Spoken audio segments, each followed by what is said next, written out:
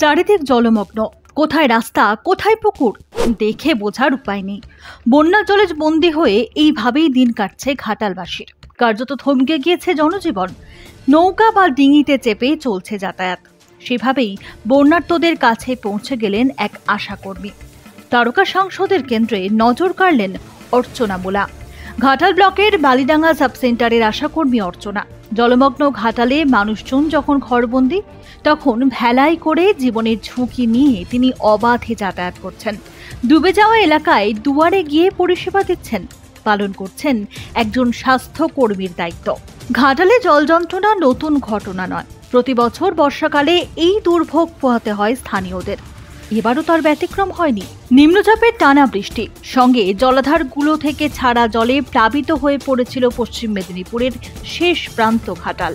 ঘাটাল পুরো এলাকারও বেশ কিছু ওয়ার্ড এবং ব্লকের বিস্তীর্ণ এলাকা জলমগ্ন হয়ে পড়ে। জলে ডুবে যায় ঘাটালের সোয়াই গ্রাম।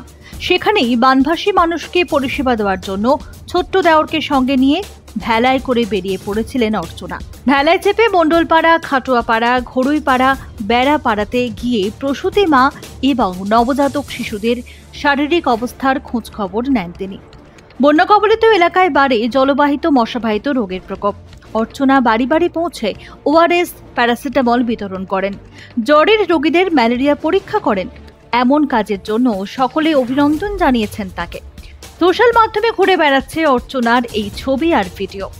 দুঃসময়ে যেভাবে তিনি এলাকাবাসীর পাশে দাঁড়িয়েছেন তা দেখে কুর্নিশ জানিয়েছে নেটপাড়া। পরপর নিম্নচাপ, তারপর ডিভিসি থেকে ছাড়া জলের ফলে ভয়ঙ্কর অবস্থা হয়েছে পশ্চিম মেদিনীপুরের ঘাটালের। জলমগ্ন এলাকা থেকে বানভাসী মানুষজনকে উদ্ধার করে নিরাপদ আশ্রয়ে স্থানান্তরিত করেছে প্রশাসন। তথ্য বলছে, গত 7 দিনে ঘাটাল এবং পার্শ্ববর্তী বন্যা কবলিত এলাকা থেকে 362 জন গর্ভবতী মহিলাকে উদ্ধার করা হয়েছে। ঘাটাল মহকুমা এবং সুপার স্পেশালিটি হাসপাতালের মাতৃকুটিরে চিকিৎসার ব্যবস্থা করা হয়েছে তাদের জন্য। এরই মধ্যে 245 জন গর্ভবতী মহিলা সুস্থ সন্তান প্রসব করেছেন। বাকিদেরও নির্দিষ্ট সময়ে প্রসবের জন্য সুচিকিৎসার ব্যবস্থা করা হয়েছে। এর মাঝে 2-1 দিন জল একটু নামলেও শুক্রবার থেকে ফের জল বেড়েছে ঘাটালে। কবে উন্নতি হবে পরিস্থিতির, এখন উত্তর খুঁজছে অসহায় ঘাটালবাসী। ব্যুরো রিপোর্ট, আজ বিকেল।